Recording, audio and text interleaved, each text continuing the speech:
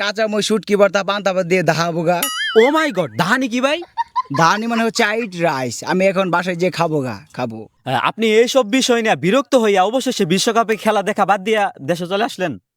আর আসবো না, আমার তো স্টেডিয়ামের ভিতরে ঢুকতেই দেয় নাই, এর জন্য আমি চলে আসছি। এগুলো ইজ্জত বাঁচানো লাগবে না আমার। আপনি কি প্রশ্ন করতেছেন? আমার মেজমেন্ট ঠিক আছে, আমি বাইচে দেখাবো এখন, খাবো আমি এখন।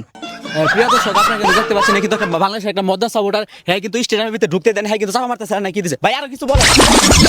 আমার মেজমেন্ট করছে, আপনি কি আচ্ছা ভাই, আপনাকে কিসের জন্য ঢুকতে দিলেন না ভাই? আপনি কিসের জন্য ঢুকতে দিচ্ছেন? আপনি আমাদেরকে কিছু বলেন।